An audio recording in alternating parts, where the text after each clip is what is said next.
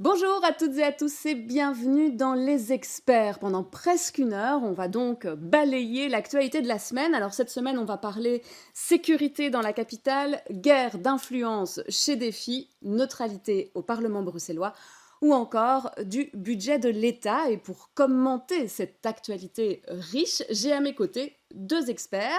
Tout d'abord, Alice Dive, vous êtes journaliste à la Libre Belgique. Bonjour Bonjour, et bonne première. merci.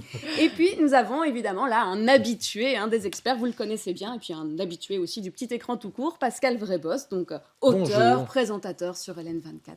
Bonjour. Bienvenue à tous les deux. Alors, la semaine, vous le savez, a été plutôt mouvementée dans la capitale avec une nouvelle fusillade à Forêt, cette fois à l'altitude 100. En 3 jours, pas moins de 4 fusillades dans la capitale, a priori à chaque fois sur fond de trafic de drogue, à tel point que dans certains quartiers, comme près du square Jacques Franck, à Saint-Gilles, il devient compliqué de faire son travail de journaliste, comme vous allez le voir dans ce reportage réalisé par Camille Payot et Charles Carpro. Monsieur, je vais vous parler franchement, je pense que c'est une mauvaise idée de ça. À la vue de la caméra et du micro, dans le square Jacques Franck, la tension monte d'un cran. Demande d'arrêter de filmer, de partir et surtout de supprimer les vidéos, au risque de se faire casser la caméra. À l'origine, le reportage portait sur le réaménagement de la place, plus de bancs, plus de végétation, avec un objectif, la réappropriation de l'espace public par les riverains. Pour nous parler du projet, l'Échevin nous donne rendez-vous à la commune, car trop de tensions dans le quartier. Tous ces lieux doivent devenir des lieux où tout le monde se sent bienvenu et ça crée aussi une ambiance positive et ça fait qu'il n'y a pas un groupe qui peut le monopoliser. Ça, c'est très important dans les aménagements de l'espace public. Actuellement dans ce square, entre Porte de Halle et la gare du Midi, c'est bien un petit groupe d'individus liés au trafic de drogue qui monopolise l'espace public. On a le focus sur notre quartier, principalement lorsqu'il y a ces problèmes liés à ces 10-15 individus problématiques qui viennent empester nos quartiers, soit place Bethléem, soit au pied des tours, et qui ont décidé de s'approprier notre espace public. Et donc, effectivement, les voisins et certains jeunes du quartier même sont agacés de voir des caméras qui balayent en tous sens en disant quartier du deal, alors que c'est en fait un quartier très chouette. Depuis les fusillades de la semaine passée, certains riverains ayant communiqué avec les médias sont maintenant victimes de menaces. Lors de ce reportage, personne n'a souhaité parler. Une Saint-Gilloise a pourtant accepté de témoigner anonymement. Elle passe chaque jour par le square. Je veux dire que j'ai pas peur dans le sens que c'est pas comme quand il y a des attentats, des choses comme ça. Ils se battent entre eux, les dealers, ils se cherchent entre eux. Mais c'est quand même dangereux, se retrouver au milieu si tout passe par hasard, évidemment, c'est bien dangereux. On a un peu l'habitude, c'est ça, mais ça va vraiment pas. Au-delà des travaux de réaménagement, c'est surtout un appel à l'apaisement que souhaitent les riverains. Alors Alice Dive, on a dit pendant longtemps qu'il n'y avait pas de zone de non-droit à Bruxelles. Ça vous étonne du coup qu'on ne puisse plus filmer où on veut dans la capitale et d'entendre aussi cette peur des riverains? Oui, c'est inquiétant effectivement d'entendre ça. Et je pense que quand on voit effectivement la succession de fusillades en très peu de temps, ça pose évidemment question. Ce qui est, je trouve interpellant aussi, c'est la manière dont ces narcotrafiquants sont vraiment armés. En fait, vraiment, quand on voit le type d'armes qu'ils se procurent, ça pose quand même pas mal de questions. Et c'est vrai qu'on se dit, tiens, qu'il y a vraiment ce lien en fait entre narcotrafic et vente illégale d'armes. Ça, je pense que c'est quand même quelque chose d'assez inquiétant. Par ailleurs, on voit aussi qu'il y a un nouveau type peut-être de trafiquants, notamment de trafiquants de crack, entre autres. Et donc c'est vrai que ça pose quand même pas mal de questions. C'est vrai que ce qui est interpellant aussi, c'est la manière dont les bourgmestres, je dirais, prennent beaucoup quand même sur leurs épaules dans ce dossier. Enfin, en tout cas, moi, c'est le constat que je fais, parce que quand ils sont effectivement confrontés à des narcotrafiquants hyper armés, on peut se demander s'ils ont vraiment toutes les manettes, je dirais, pour pouvoir justement réagir face à cela. Et j'ai été un peu surprise, enfin pas surprise, mais disons, c'était assez surprenant de voir effectivement que la ministre de l'Intérieur, Annelies Van Linden, finalement renvoyait quand même la patate chaude vers les bourgmestres. Donc là-dessus, je trouve que le fédéral devrait réagir beaucoup plus fermement en fait par rapport à ces fusillades. Pascal Vrébos, justement, par rapport aux bourgmestres, aux différents bourgmestres, il y avait des citoyens du comité Jacques Franck qui étaient devant la maison communale jeudi de Saint-Gilles pour dire et demander des réponses. Vous trouvez que on n'a pas assez d'éléments pour leur répondre aujourd'hui et qu'on laisse un peu ces bourgmestres sans vrais moyens? Mais écoutez, on parle de ça depuis longtemps sur mes plateaux. Les juges et les policiers ont dénoncé ça depuis longtemps. Ils ont dit que ça allait empirer. Maintenant, il y a des narco-bandits qui se distribuent le territoire, qui agressent d'ailleurs, parce que moi j'ai été un peu me balader là, pas le soir, hein, pour un peu parler aux commerçants, et certains m'ont dit, ben oui, ils arrivent, il y a des drogués aussi qui arrivent, qui prennent des trucs, ils n'osent pas réagir, la police fait pas grand-chose, donc, enfin, elle fait pas grand-chose, c'est classé aussi, il y a des dossiers qui sont vite classés, donc tout ça était annoncé. Alors maintenant, pourquoi on en parle ici? Parce qu'il y a eu des fusillades quelques jours de suite, qu'il y a eu des morts. Alors les gens disent, c'est la mafia marseillaise. Moi, je ne crois pas que c'est la mafia marseillaise. Ce sont des narcobandits. Il y a peut-être un ou deux Marseillais. Selon certains policiers, c'est oui, quand même... un ou deux Marseillais qui sont venus. Mais enfin bon, c'est pas Marseille qui va aller prendre Saint-Gilles et compagnie. Donc, moi, je pense que les bourgmestres sont les mieux placés, puisqu'ils sont sur le terrain. J'imagine que les citoyens de leur commune leur en parlent. Alors bon, on est en Belgique, c'est-à-dire dans une sorte de salmigondis institutionnel, policier, etc. Donc voilà, ça freine. Mais je pense en tout cas, moi ce qui m'effraie, c'est votre reportage, où on se croirait dans un bled d'Union soviétique, où même les citoyens n'osent plus parler, non pas parce qu'il y a Poutine, mais parce qu'il y a les narcobandits. Et ça, je trouve ça un symptôme vachement inquiétant. Alors on va continuer évidemment cette discussion avec nos deux politiques du jour. Elle a fait ses armes au sein du cabinet de Didier Reynders et est aujourd'hui donc secrétaire d'État au budget pour l'Open VLD. Et puis lui a rejoint la politique plus récemment en adhérant au mouvement Les Engagés. Et il connaît très bien le monde de l'entreprise. Et en plus de la maîtrise des chiffres qu'ils ont en commun, ils partagent aussi celui de la commune de Woluwe-Saint-Pierre. On les accueille.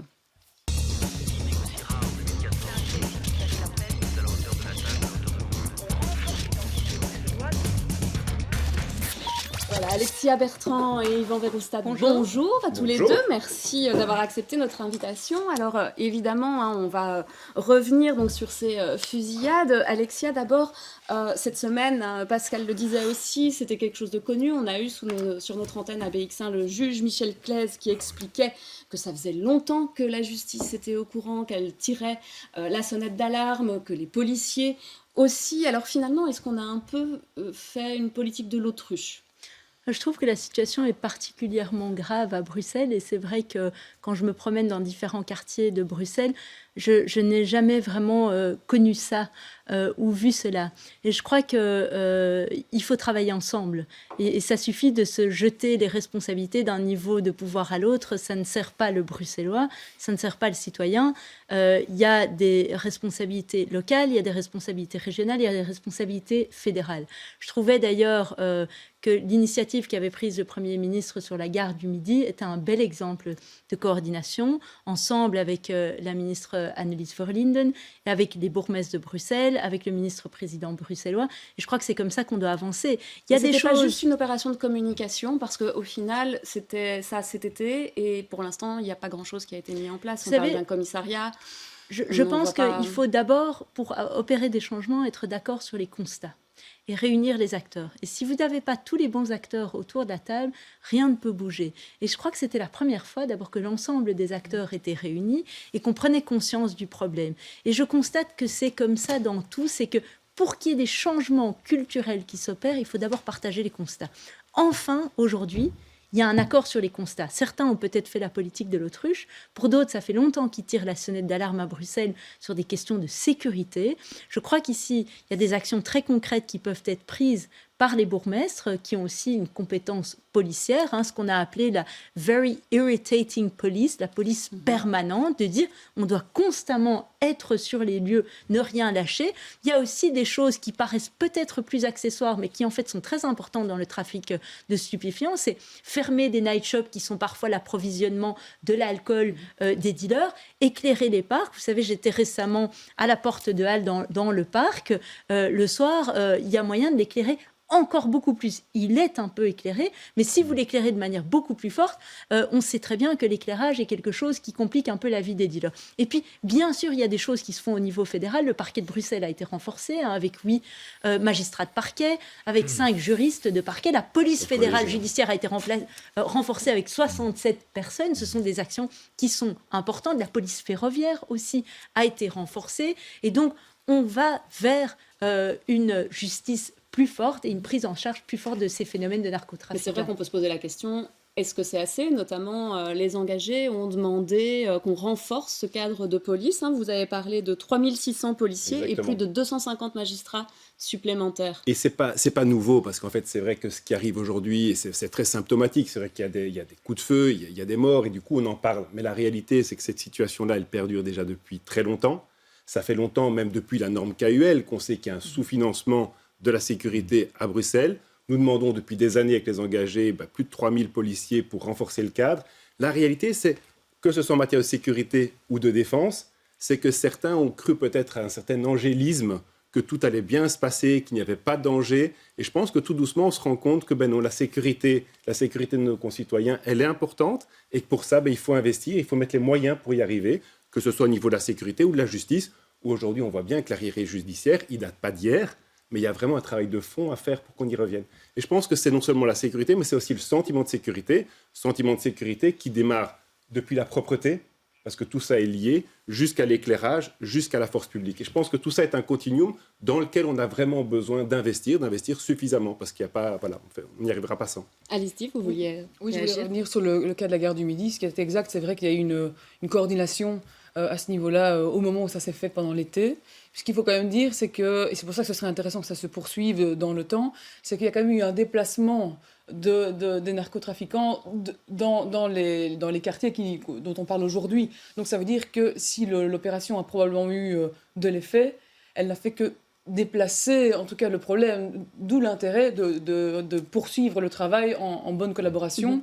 Et à ce titre, je trouve effectivement, on parlait du fédéral tout à l'heure, mais que la région a tardé aussi à réagir, puisque je pense que le ministre-président Rudy Verwoerd a annoncé une réunion en Corrèze, je pense, la semaine prochaine. Pour le 27 février, effectivement, puisqu'il est en voyage au Maroc pour l'instant. Donc c'est vrai que ce qui serait intéressant, c'est de voir dans quelle mesure, parce qu'effectivement, les narcotrafiquants, ils se sont déplacés. Alors, d'où l'intérêt, je dirais, de poursuivre dans ces quartiers-là aussi, mais du coup, avec le fédéral aussi. Et la proposition, par exemple, des bourgmestres d'Ixelles, d'Anderlecht et de Saint-Gilles, d'avoir un organisme un peu comme l'OCAM, ça vous semble être une bonne piste ? Alors moi, je ne suis pas sûre qu'il faille créer des structures supplémentaires. Vous savez, on a créé pour la première fois une commissaire nationale aux drogues. Ça, c'est un énorme pas en avant et elle coordonne les actions sur l'ensemble du territoire. Pas seulement au port d'Anvers, qui est évidemment une porte d'entrée importante, on le sait, mais elle coordonne véritablement tout ce qui concerne les narcotrafiquants au niveau national. Alors, créer des structures supplémentaires, ça paraît toujours une proposition attrayante, mais je pense que avant de faire ça, il faudrait que les bourgmestres, dans leurs compétences, et il y en a, on a parlé de l'éclairage, on a parlé de fermer des night shops, on a parlé de mettre la police permanente encore davantage sur place, on a parlé, il y a aussi des endroits, je pense à la commune de Saint-Gilles, où il y a énormément de zones, de centres de shoot les uns à côté des autres. Est-ce que c'est opportun d'en avoir autant ? On peut se poser la question. Donc, il y a des choses que les bourgmestres peuvent faire et je pense qu'il faut agir à tous les niveaux. Mais le fédéral a pris action sur ça. Moi, je suis contente de voir qu'il y ait des concertations, qu'il y ait des coordinations. Et peut-être, pour être en lien avec votre point, Alice Dive, ça montre que c'est à tous les niveaux que ça se joue. Et là, je rejoins Yvan Verhoefstraat. Ça paraît souvent anecdotique, mais ça ne l'est pas. C'est d'abord une question de propreté, une question de prévention, une question d'éclairage, comme je le disais. Et à la gare du Midi, tout ça joue. Mais tout est lié à tout. Et moi, ce qui me manque parfois à la région bruxelloise, c'est une vision globale sur ça, sur la jeunesse, sur la prévention, sur le lien avec le marché de l'emploi. Et quand il y a des bandes organisées qui viennent de Marseille, on en parlait, Pascal Vreboz, et qui sont dans le Peterbot, mais ils s'attaquent à des publics vulnérables, à des publics précarisés. Et puis, on en prend un, il y en a un autre qui revient, et il y en aura toujours à l'infini si on ne prend pas le problème par le fond. Et le fond du problème, c'est de travailler sur la prévention, sur l'éducation. Ça commence en amont. Mais ça prend du temps, et ça demande de l'investissement. Yvan, vous vouliez, pour conclure rapidement ? Pour conclure très rapidement, je pense qu'il faut aussi revenir à la source du problème. La source du problème, c'est quand même un mal-être qui s'exprime par la drogue, qui s'exprime aujourd'hui par 100 000 malades en plus au niveau des entreprises, qui s'exprime par un problème de santé mentale. Et je pense qu'il y a aussi tout un travail de prévention et de prévention santé. Donc on a parlé répression et jugement, clairement remplir le cadre, avoir plus de magistrats, mais aussi tout le travail qui peut se faire en amont et par rapport auquel, clairement en matière de santé, la région a vraiment un job. Et c'est vrai que peut-être que ce sont des économies aussi en matière de santé qui rapportent au fédéral, mais quand est-ce que la région va investir plus sérieusement dans la santé mentale et dans la prévention ? Et je pense que ça, c'est fondamental et c'est vraiment au cœur de notre projet. Pascal ? Oui, alors c'est bien de refaire le monde, je suis entièrement d'accord, mais moi je crois qu'il y a une priorité, réclamée depuis longtemps, plus de policiers et le parquet. Voilà. Parce qu'au parquet, qu'est-ce qu'ils font ? Ils sont obligés de classer. Si par exemple vous avez de la délinquance, les gens qui brouillent les cartes pour aller ouvrir les bagnoles et voler des trucs, ça m'est arrivé. Moi, le policier m'a dit « Ah, mais même si on vous vole 20 000 €, on classe votre affaire ». Là est le problème. Fondamental. Ça, c'est la priorité. Alors, tout le reste, les éclairages, évidemment. Mais ça, pour moi, c'est du menu fretin. D'où le renfort qui est venu. Oui, un renfort insuffisant. Largement insuffisant. Encore, Mais bon, voilà. Mais je peux vous dire que 67 personnes à la police judiciaire fédérale, c'est pas rien. Et voilà, on va voir l'impact que ça va avoir. À la zone midi, il en manque 200. Si on classe, vous avez beau avoir 1000 agents. Et d'où le renfort qu'il y a eu aujourd'hui. Et encore d'autres domaines, même en cybercriminalité. Aujourd'hui, on ne se rend pas compte. Oui, en plus. Tous les jours, les entreprises. J'étais encore avec le directeur de l'UCL. Il me dit la question n'est pas de savoir quand est-ce qu'on va être attaqué. La question est de savoir quand est-ce que nos défenses vont craquer. Comment est-ce qu'on va gérer cette impunité ? Donc, je pense qu'on a un problème de sécurité, de défense avec la guerre qui est à nos portes. On a un problème de cybercriminalité qui est très, très forte. Et donc, par rapport auquel, il faudra aussi avoir des agents qui sont compétents en la matière. Et on a un problème simplement de sécurité dans nos rues. Et je pense que ça, il faut avoir le courage de le dire. Et je crois qu'il ne faut pas d'angélisme par rapport à ça. Allez, on va rester dans les règlements de compte, mais a priori sans balles réelles cette fois, enfin quoique. C'est évidemment la polémique politique de la semaine. Il s'agit de la confection de la liste en vue des élections régionales chez Défi. L'ancien président, Olivier Minguin, qui accuse son successeur, François De Smet, de tricherie, puis qui menace de quitter le parti pour un paquet de 10 bulletins mal comptabilisés. On vous explique tout ça dans ce reportage d'Ameline Delvaux, Loïc Bourlard et Pierre Delmé.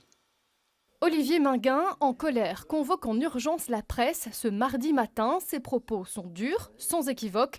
Le mot tricherie est lâché. François De Smet a laissé entendre qu'il y avait un doute en tout cas, et qu'il fallait peut-être voter sur la base des constats faits par son collaborateur qui a triché. Eh bien, je dis très clairement que si c'est ça, c'est pas mon parti ça. Quelques heures plus tard, François De Smet, président du parti Réplique, il évoque des propos calomnieux. Je dis que ces propos sont inacceptables et calomnieux. J'aimerais qu'il s'excuse auprès de mon directeur de cabinet. Ça, j'aimerais bien. La guerre entre deux poids lourds du parti semble ouverte. Au cœur de ce conflit, le vote autour de la liste régionale du Parlement bruxellois en vue des élections du 9 juin. Pour valider cette liste, il fallait 60% de oui sur les 140 membres votants. Dimanche soir, la commission électorale a dépouillé 84 oui, 54 non et une abstention. Mais le lendemain, le chef de cabinet qui devait rédiger le procès verbal a recompté les votes qui n'avaient pas été mis sous scellé. Et le compte n'est plus le même. 10 votes dans la pile des oui auraient dû se trouver dans la pile des non. Olivier Minguin pointe du doigt l'initiative du chef de cabinet de recompter les voix. Je n'ai jamais vu, je ne peux pas accepter. Donc ce monsieur doit être licencié sur le champ pour faute grave. Qu'est-ce qu'il aurait dû faire ? Il aurait dû ne pas signaler une erreur manifeste qu'il trouve. Je ne vois vraiment pas d'où vient ce faux procès consistant à dire il n'aurait pas dû se mettre à compter les votes pour aller chercher les chiffres qu'il n'avait pas sous la main. La commission électorale a pourtant recompté à 3 reprises, mais des piles de 10 votes et non chaque vote individuellement. Pour Olivier Minguin, il s'agit d'une manipulation en vue de provoquer un recomptage des voix et une modification de la liste. Mais pour François De Smet, il s'agit seulement d'une erreur. Il apporte pour preuve les fameux bulletins. Seul point d'accord entre les deux hommes, cet épisode traduit une fracture au sein du parti et autour de cette liste. Il y a des tensions réelles, il ne faut pas se le cacher. C'est typiquement toujours la liste régionale bruxelloise qui matérialise le plus les tensions chez nous. L'issue la plus probable serait de repasser par la case du vote. C'est en tout cas ce que préconise le président de Défi et la commission électorale. Les prochains jours risquent encore d'être bien mouvementés. Voilà, alors depuis, on a appris que c'est donc le 7 mars que Défi revotera, en tout cas les 140 membres. Pascal Vrébos, vous avez reçu Olivier Minguin dans votre émission sur LN24. C'est là d'ailleurs qu'il a dit qu'il quitterait le parti éventuellement. Vous êtes bien amusé cette semaine en fait? Mais écoutez, c'était un peu, je dirais, du cloche-merle sous-shakespearien. Mais Minguin était hyper sincère. C'était un Minguin gaulien. Je ne m'attendais pas d'ailleurs à ce qu'on aille aussi loin, et lui, je pense qu'il est persuadé, parce qu'il a eu des infos et tout, qu'il y a eu tricherie ou enfin un gros problème, et je pense qu'il avait aussi, comme on dit, des biscuits à propos du chef de cabinet, et d'ailleurs il a continué, il a calomnié en direct, et donc voilà, je pense que l'ex-président, vraiment, Défi, c'est son parti.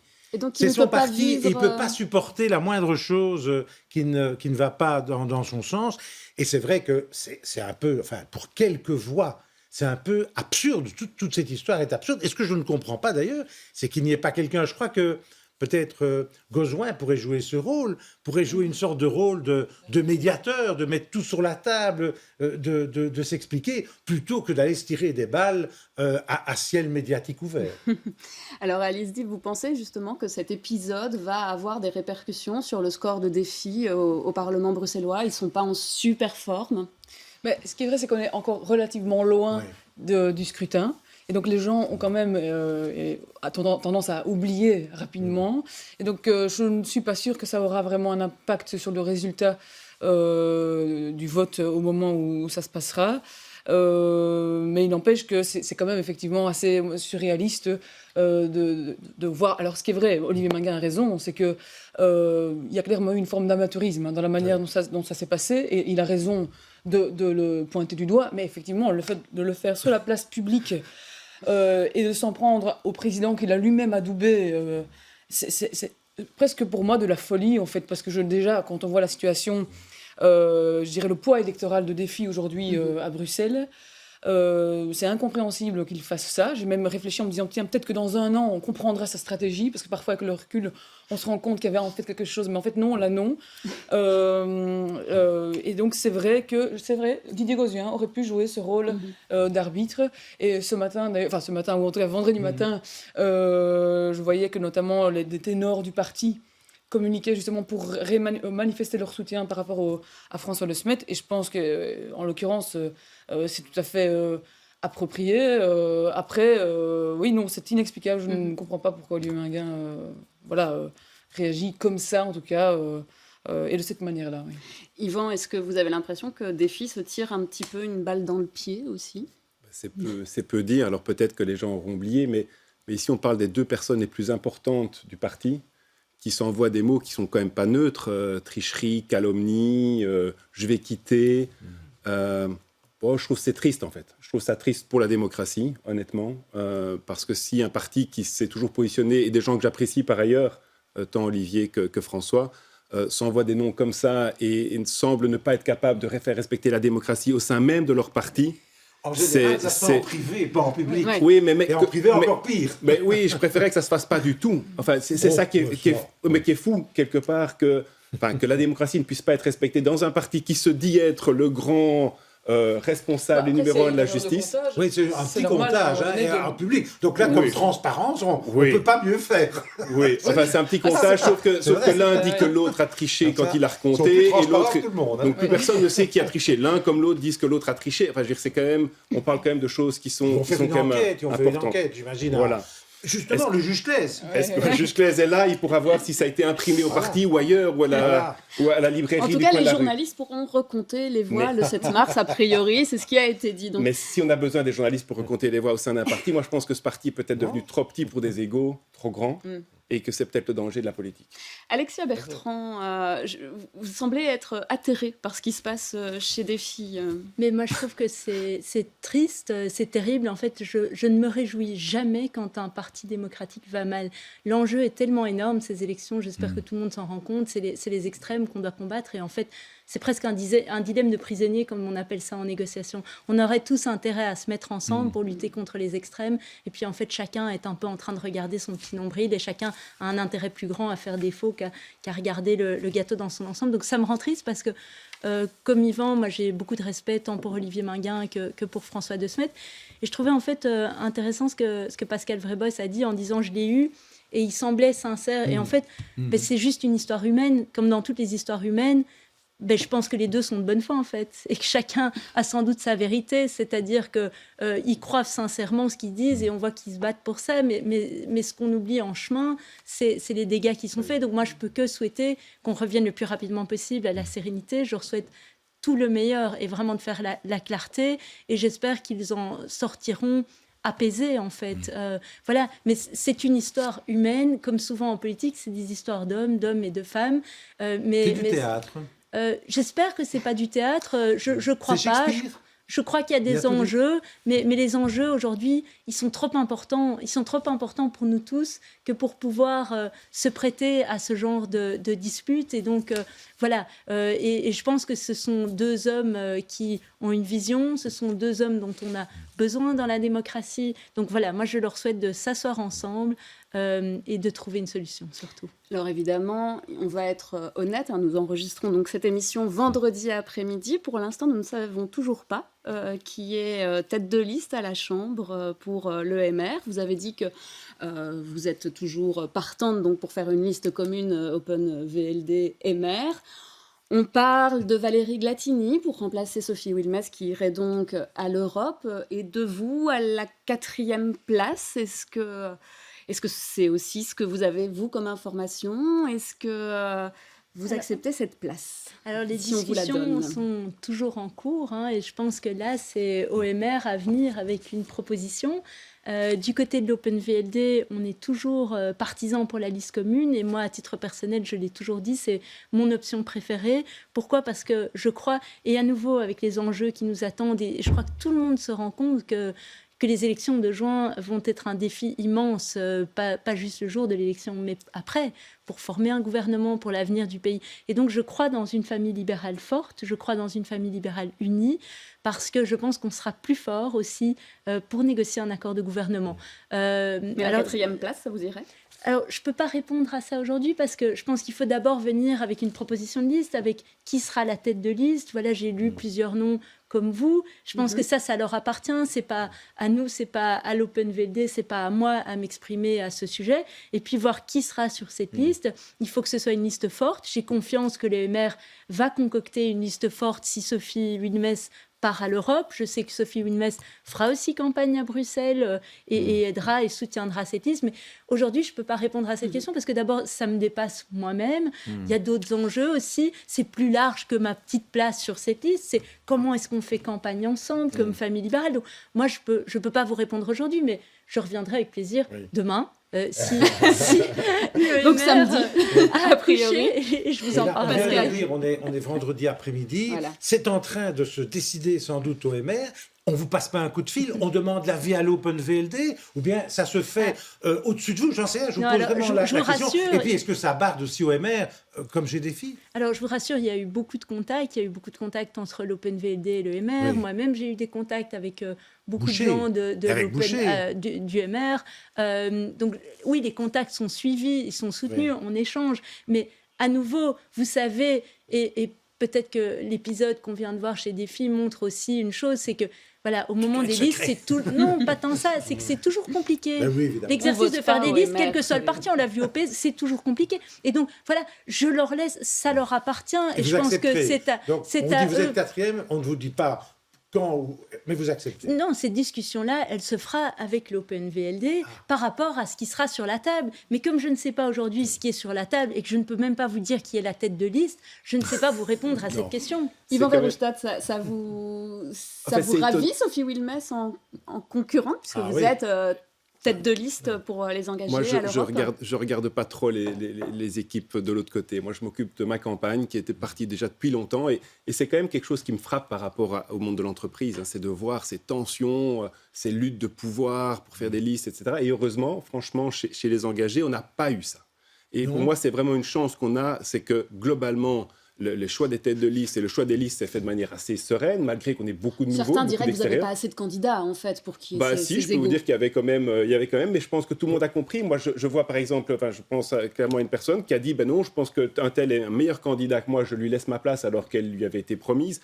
Il y a, je pense vraiment, cette notion de groupe. Alors, rien n'est parfait. Ça serait angélique de nouveau de dire que c'est le cas. Mais aujourd'hui, il y a vraiment un esprit d'équipe et je pense que ça se sent, ça se ressent.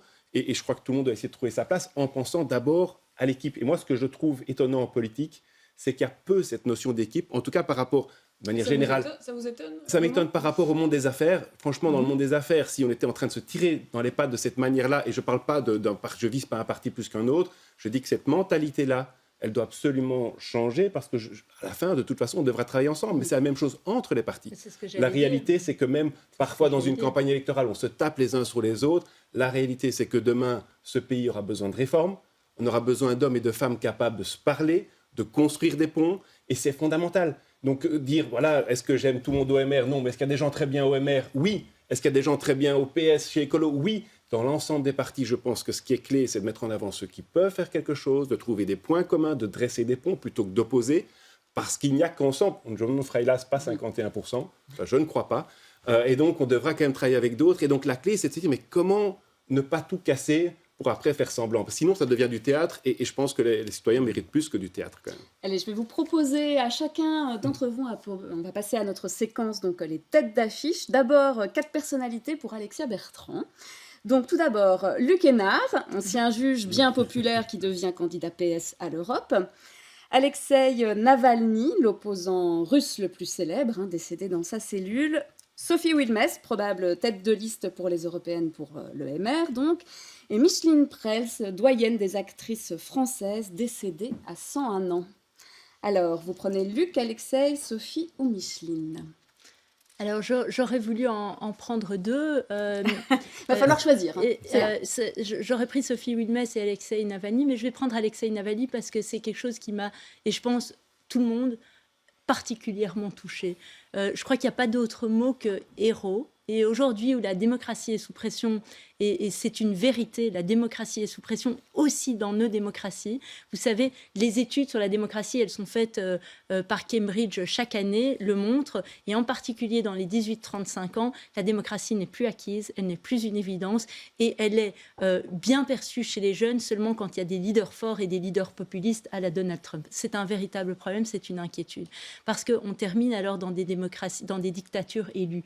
Et la démocratie n'est pas une démocratie si les droits et libertés ne sont pas respectés, si ce n'est pas des démocraties libérales.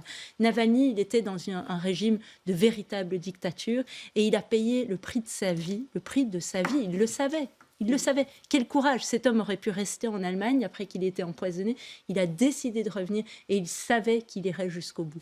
Eh bien, ça, je ne sais pas si ça existe encore souvent. C'est vraiment quelqu'un qui a une éthique collective immense et qui paye du prix de sa vie, en fait, pour une conviction profonde qui est celle de la liberté. On a une chance incroyable, nous, de vivre dans des démocraties où on ne se retrouve pas en prison par opposition politique. Et on peut se poser la question, est-ce qu'on a encore toujours le courage, même quand on sait qu'on ne se fait pas arrêter, voilà, de dire les choses comme elles sont et de se battre pour nos valeurs. Donc, chapeau bas, respect à lui, respect à son épouse qui continue le combat. Et ça montre tout le danger aussi du régime de Poutine. Et ça montre l'importance de continuer à soutenir l'Ukraine. Et ça, c'est quelque chose qu'il faut faire passer comme message à nos citoyens. Oui, il faut investir dans la défense et il faut continuer à soutenir l'Ukraine parce que tout ça est lié et ce sont les conséquences directes. Donc, chérissons et protégeons nos démocraties. Yvan Verhofstadt, je vais vous proposer 4 autres personnalités. Donc tout d'abord Bart De Wever, Premier ministre pour un Flamand sur 5. Ursula von der Leyen, qui brigue un second mandat à la tête de la Commission européenne. Puis Julian Assange, le fondateur de Wikileaks, dont l'extradition est examinée. Et Donald Trump, qui va vendre des baskets dorées pour financer sa campagne. Alors, qui vous choisissez entre Bart, Ursula, Julian ou Donald ? je vais choisir Ursula von der Leyen. Je pense que même si rien n'est parfait, je pense qu'elle a quand même, lors de la dernière mandature, fait faire un bond en avant au niveau de plusieurs principes au niveau de l'Europe. Elle a réussi à lancer le Green Deal, à faire avancer les choses plus que ses prédécesseurs n'avaient réussi à le faire, ou plus qu'on a réussi à le faire depuis longtemps. Donc je pense que c'est une femme qui engagée et qui a réussi vraiment à faire avancer l'Europe, à redonner un nouveau souffle à l'Europe. Alors il faudra continuer sur cette lancée-là, il faudra terminer le boulot dans les prochaines années. Mais pour moi, c'est vraiment une femme de qualité qui a réussi à réunir et à rassembler, parfois même à l'encontre de son propre groupe. Elle a eu le courage aussi de temps en temps de faire front, vent debout, par rapport à certaines parties de son groupe qui étaient plus conservateurs. Et je trouve que ça mérite. C'est quelqu'un qui a le courage de ses convictions. Voilà, après cette petite parenthèse du coup de politique internationale, on va revenir au Parlement bruxellois cette fois, avec un imam qui a récité une sourate du Coran au perchoir du Parlement, donc bruxellois. La vidéo est apparue maintenant sur les réseaux sociaux, mais les faits en réalité remontent au mois de janvier. C'est d'ailleurs l'imam lui-même, d'origine pakistanaise, qui a publié cette vidéo sur son compte Facebook. Alors évidemment, cela a fait réagir. On en parle juste après ce reportage d'Ameline Delvaux. C'est à huis clos que le bureau élargi a débattu cet après-midi autour du prêche de l'imam à la tribune du Parlement wallon. Un débat long et sous tension, mais qui a pu aboutir à des mesures bien précises. Les députés devront soumettre leur demande de visite à l'organe de gestion. Et 2, nous voulons la liste préalable des participants. Objectif, éviter qu'une scène comme celle du 13 janvier dernier ne se reproduise. Un imam pakistanais à la tribune en train de réciter une sourate du Coran à l'occasion d'une visite des lieux organisée par un député PS pour une association. Visite qui s'est ensuite transformée en remise de prix. Le député socialiste organisateur sera aussi entendu par le président du Parlement. Il sera fermement remis à l'ordre. Les décisions de ce lundi rassurent, mais ne suffisent pas. Je pense qu'on aurait pu aller plus loin. Des sanctions, il en faudra, je pense, à l'avenir. Je crois qu'il revient aussi au bureau de travailler sur des sanctions qui soient précises quand on commet ce genre d'actes. Moi, j'ai toujours entendu aucun remords, aucune expression de regret de celles et ceux qui ont organisé cet événement et qui n'ont pas compris que le religieux n'avait pas sa place dans un parlement, ce qui m'inquiète à l'avenir. Pendant la séance, le bureau élargi a par contre reçu un courrier de l'imam mis en cause. Il assure ne jamais avoir eu l'intention de porter atteinte aux valeurs du Parlement et il présente ses excuses. Par la présente, je tiens donc à présenter mes plus sincères excuses à l'institution du Parlement de la région Bruxelles-Capitale et à travers elle à toute personne qui a pu se sentir offensée si ma contribution a pu être comprise comme une atteinte à tous ces principes. Une lettre prise avec quelques pincettes. Quand on organise un événement et qu'on remet des médailles, on demande l'autorisation du Parlement. Ça s'est passé un week-end et donc l'ensemble des députés sont conscients que je pense que c'est un camouflet à l'égard du député, soyons honnêtes. Le sujet est en tout cas loin d'être clos. Il reviendra sur la table des discussions en séance plénière ce vendredi. Une commission qui n'a pas été obtenue aujourd'hui pourra être à nouveau réclamée. Alors Pascal Vrébos, je vois que vous levez les yeux au ciel. Je suppose que ce n'était pas pour trouver Dieu, mais... Écoutez, moi j'ai été soufflé par cette pantalonnade, parce que c'est vraiment une pantalonnade. Mais oui, restons dans le terme, du début jusqu'à la fin.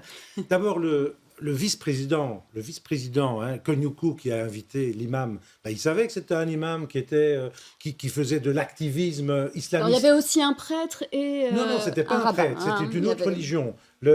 Comment dirais-je, j'ai lu ça sur Twitter, c'était pas du tout un prêtre. Enfin, peu importe. Alors cet imam activiste est décoré pour son intégration. Oula! Donc ça veut dire quoi? Ça veut dire que les parlementaires estiment qu'un imam activiste est quelqu'un qui s'intègre merveilleusement dans notre société.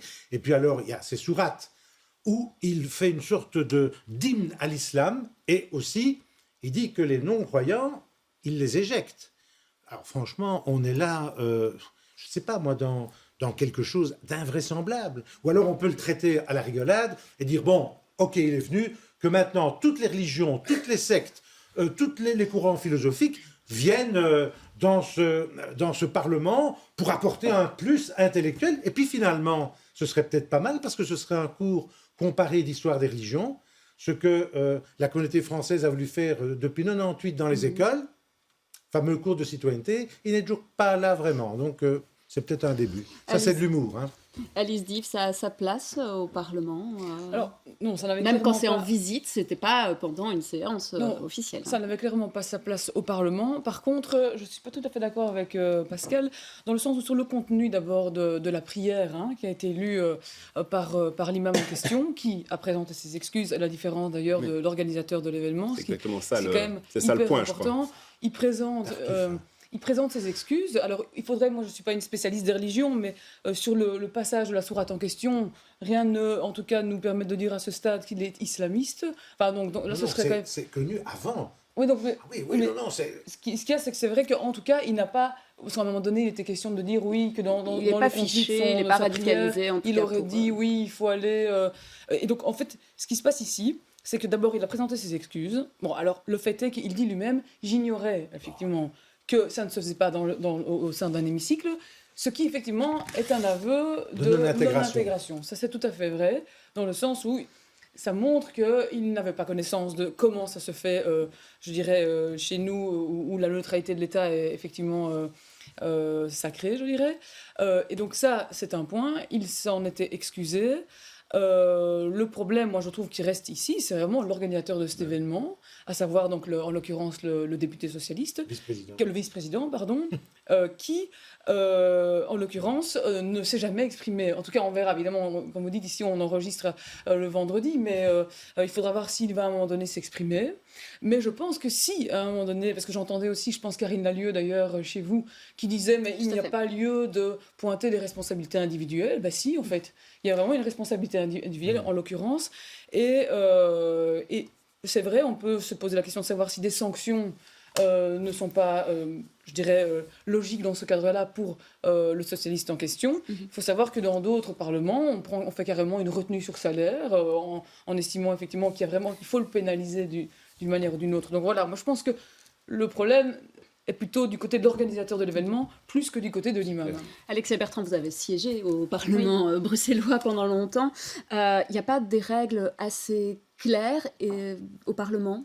Écoutez, les règles, elles sont connues de tous. Et je pense que ça pointe la dérive communautariste qu'on voit au sein de certains partis et que c'est un véritable problème. Et je remercie le président du Parlement bruxellois, Rachid Madran, qui a eu une réaction rapide et ferme, qui a, au bureau élargi d'ailleurs, pris des mesures supplémentaires. Il les a indiquées en disant que ce sera plus clair dans le règlement. Il était temps, quand les règles sont visiblement pas suffisamment claires, il faut les écrire et les clarifier. Mais je dois dire que les excuses de l'imam, elles me heurtent parce que quand il dit « si cela a pu être compris comme », mais donc il n'a rien compris. C'est pas être compris ou interprété comme, c'est une atteinte à nos principes et à nos valeurs. Et si on n'est pas d'accord sur ce constat de base-là, il y a toujours un problème. C'est pas que ça peut être compris comme une atteinte à nos valeurs, et si on n'est pas d'accord sur ce constat-là, eh bien, on se trompe et on n'est pas au bon endroit. Donc oui, ça me crée de la colère. Et je pense qu'effectivement, j'ose espérer qu'au débat d'actualité qui avait lieu vendredi après-midi, j'ose espérer que le député en question était présent. Parce qu'on parlait de courage d'Angela Merkel, d'Alexei Navalny. J'ose espérer qu'il a assumé, qu'il était là, qu'il est venu écouter le débat.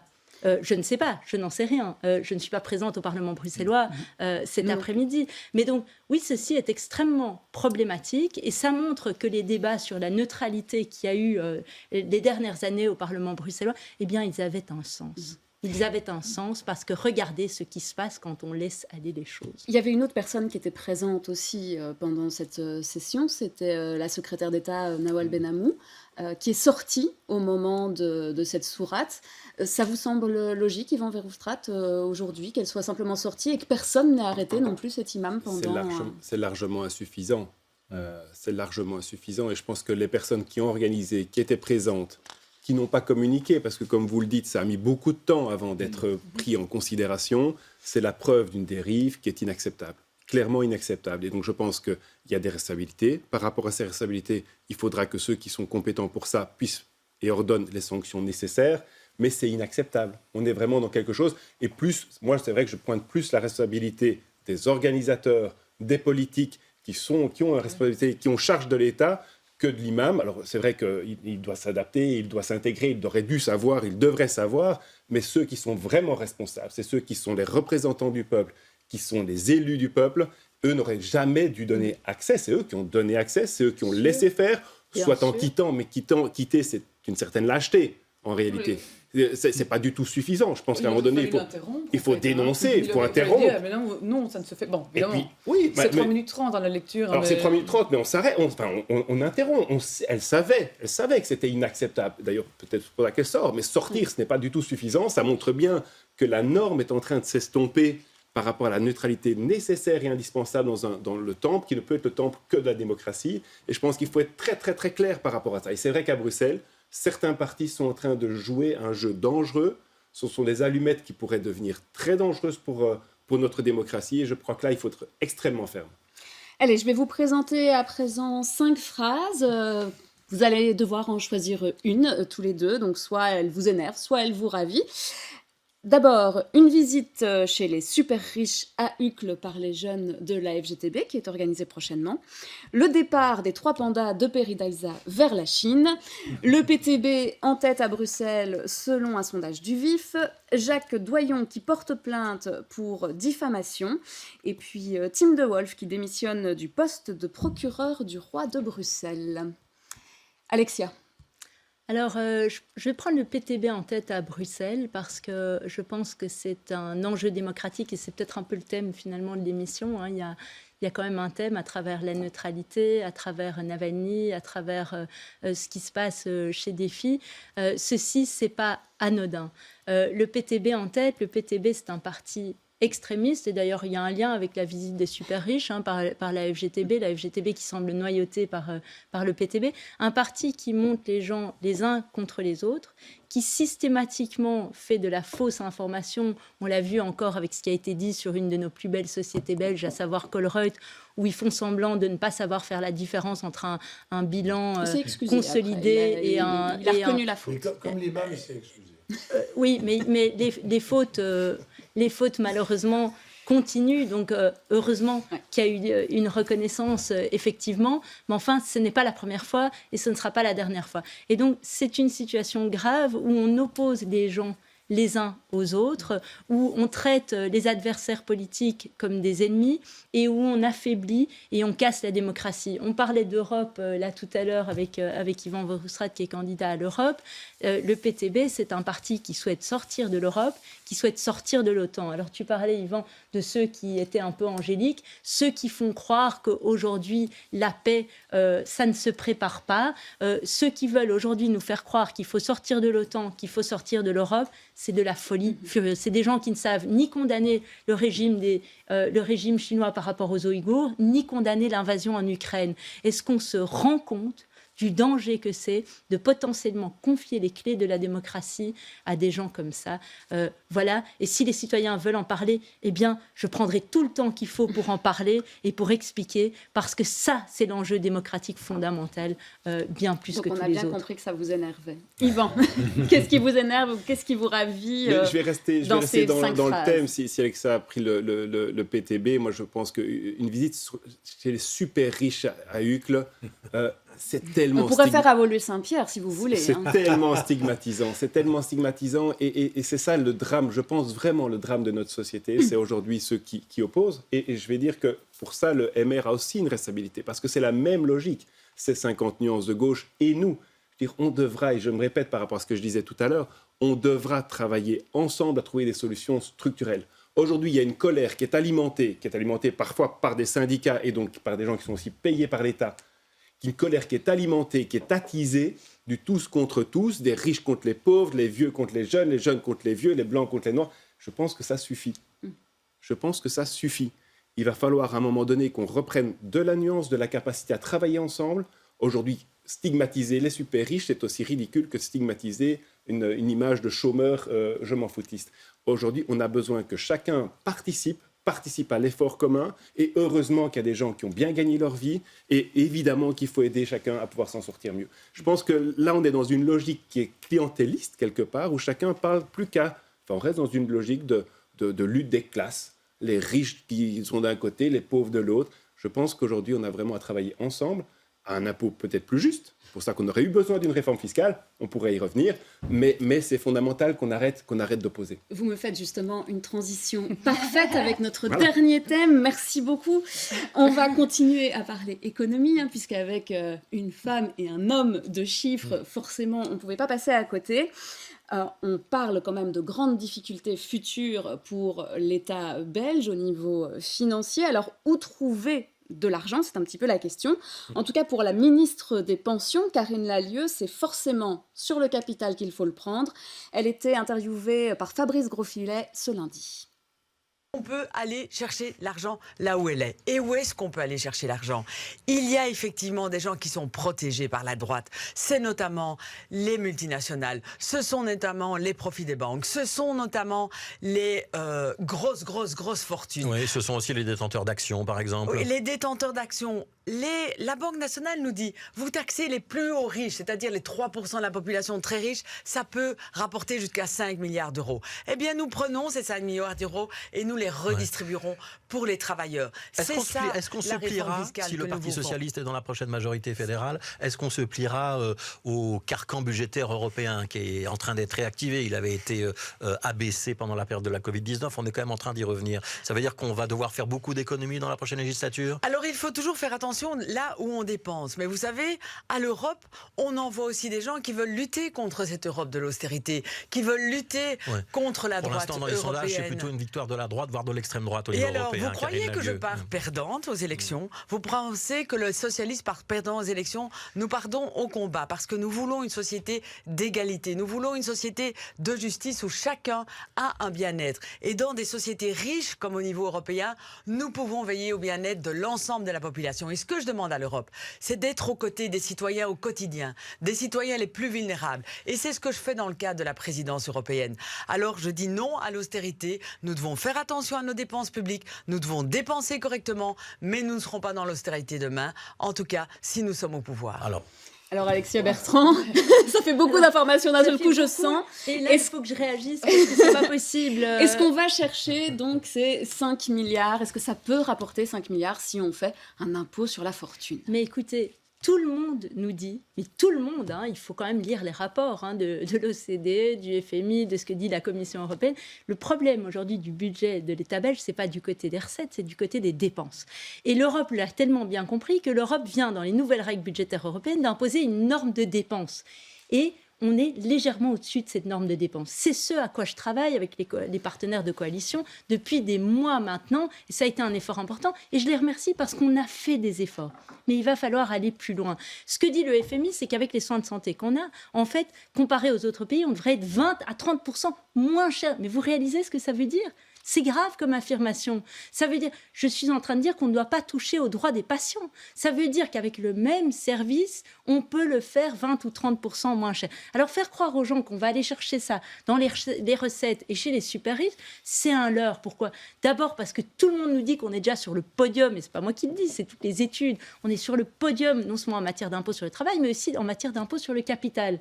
Alors si on veut qu'il y ait encore des gens qui s'en aillent et qui arrêtent d'entreprendre, qui arrêtent de donner de l'emploi, qui arrêtent de prendre du risque, c'est la bonne manière de le faire. C'est hallucinant. Parler des banques, on vient d'imposer les banques avec 150 millions en plus d'impôts dans le dernier conclave budgétaire. Karine Lallieu fait partie de ce gouvernement. Idem pour les multinationales, on vient d'imposer 15% le pillar tout. Parler d'austérité, mais c'est absolument erroné. Mais les mots ont un sens, bon sang. Les mots ont un sens. On ne fait pas d'austérité. À chaque conclave, on a fait des politiques nouvelles. C'est n'importe quoi. Et je terminerai en disant que le Bureau fédéral du plan vient de sortir une étude pour dire que ce n'est pas possible de faire en plus un impôt sur la fortune. C'est pas moi qui le dis, c'est le Bureau fédéral du plan. Alors soit on considère qu'ils sont compétents et indépendants, soit pas. Et ils expliquent toutes les raisons pour lesquelles c'est une mauvaise idée. Et donc ça me fâche parce que c'est faire croire aux gens qu'il va rien falloir faire. Alors qu'en fait, qu'est-ce qu'il faut faire ? Il faut remettre les gens au travail. Moi, je serais gênée à la place de certains. Vous savez que dans les CPS, aujourd'hui, il y a des assistants sociaux qui disent « Monsieur, madame, n'allez pas travailler. Ça va vous coûter plus d'argent. » C'est ça qui ne va pas. Pourquoi ? Parce que si on atteint les 80% de taux d'emploi, eh bien l'argent, il tombe comme cela. Parce que chaque personne qui est remise au travail, c'est 28 000 € que ça rapporte au au budget de l'État. Et c'est pas moi qui le dis, c'est le Bureau fédéral du plan, à nouveau. Donc c'est ça qu'on devrait se battre pour ça, creuser la différence entre travail et non-travail. Pourquoi ? Parce que c'est pas respectueux pour les gens qui bossent. Le salaire poche ? Mais évidemment qu'il faut augmenter le salaire poche. Ça, vous êtes d'accord avec les socialistes, sur le coup. Il faut creuser l'écart avec les allocations. Il faut creuser cet écart. Je pense qu'il faut continuer à indexer les allocations. Ne me faites pas dire ce que je n'ai pas dit. Il faut suivre le pouvoir d'achat. Mais il y a d'autres questions qu'on peut se poser. Si à chaque fois l'écart est réduit, pourquoi est-ce que vous voulez que les gens se lèvent pour aller bosser ? Et je comprends ça. Ça n'a pas de sens. Et là, ça, c'est notre responsabilité. C'est notre devoir. Mais donc, les réponses simples et les réponses faciles, malheureusement, ça s'appelle du populisme et ça n'est pas la réalité. On pourrait passer plus de temps ensemble, mais je ne voudrais pas priver Yvan Vorukstrat, qui a aussi un avis sur la question, de vous expliquer c'est quoi le problème du budget de l'État. Et je vous assure que tout le monde comprend très rapidement quand on voit les grands masses. Allez voir sur budgetcompréhensible.be, c'est le site qu'on a créé avec l'administration pour expliquer le budget à l'ensemble des citoyens, et vous verrez que le problème, il est du côté des dépenses. Alors justement, au niveau de l'Europe, là par contre, puisque c'est quand même le niveau de pouvoir où vous allez vous présenter, Yvan Vorukstrat, on parle de punir la Belgique, c'est ce qui a été dit à un moment donné, avec un déficit excessif, puisqu'on est à 4,6% de déficit, avec une 105%, la dette, elle représente 105% du PIB au lieu des 60%. Donc ça veut dire quoi ? Qu'à un moment donné, c'est l'Union européenne finalement et c'est l'Europe qui va nous obliger à agir et à faire ce qu'on devrait faire depuis longtemps. Vous savez, pour vous, qu'est-ce qu'il faut faire depuis longtemps alors ? On punit déjà, et je pense qu'on sera d'accord sur ce point-là, la manière dont on a fait des dépenses et dont on a creusé notre dette punit les Belges déjà tous les ans. Je m'explique. Nous payons tous les ans, première ligne dans le budget, c'est 10 milliards d'euros pour payer la charge d'intérêt. Le chômage, c'est 8 milliards. On n'arrête pas de parler du chômage. C'est vrai, le chômage, ça coûte. La charge d'intérêt coûte encore plus. Alors qu'on emprunte de l'argent parce qu'on augmente les investissements, qu'on emprunte de l'argent parce qu'on achète une maison. Je comprends très très bien. La réalité, c'est que les investissements ne sont même pas remplacés, que la dette n'arrête pas d'augmenter, que l'actif net de l'État diminue. Donc on n'est pas en train d'emprunter pour investir dans une maison, dans des infrastructures, dans le réseau électrique dont on a besoin, dans la transition. On est en train d'emprunter pour nos dépenses courantes. Et la réalité, c'est que ce n'est simplement que d'année en année, augmenter cette charge d'intérêt qui va de manière systématiquement augmenter, de manière automatique, avec la hausse des taux d'intérêt.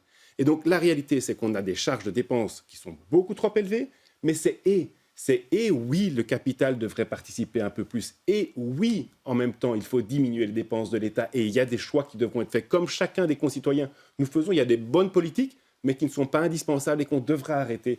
Et oui, il va falloir lutter plus contre la fraude et le travail au noir. Et oui, il faudra diminuer de manière très très large les charges sur le travail.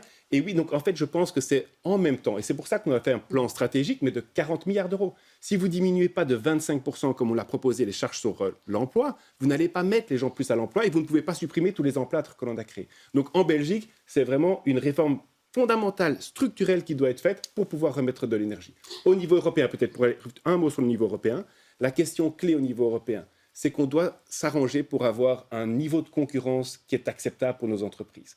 Donc, on veut plus de normes, et moi, je suis parmi ceux qui veulent plus de normes. Je veux qu'on avance, qu'on ait des standards environnementaux, sociaux qui soient meilleurs, mais pour ça, vous devez veiller à ce que votre compétition, et donc il y a deux solutions, ou bien à un moment donné, vous dites, on n'est pas capable d'imposer, et alors on devra diminuer, hélas, ou alors vous arrivez au niveau européen, et c'est en ça que je trouve que la dernière commission a été intéressante, en créant des principes comme les mécanismes d'ajustement aux frontières, en insistant pour la première fois sur les clauses miroirs, en mettant pour la première fois des sanctions pour essayer de veiller à ce que tout le monde joue le même jeu. Si vous acceptez que l'équipe d'en face joue à 12 et prenne la balle en main, vous allez perdre le match de foot. À un moment donné, il faut un arbitre, et c'est à ça que l'Europe doit servir, parce qu'en Europe, tous les pays, la seule différence entre les pays, c'est que certains savent qu'ils sont petits, d'autres ne le savent pas encore.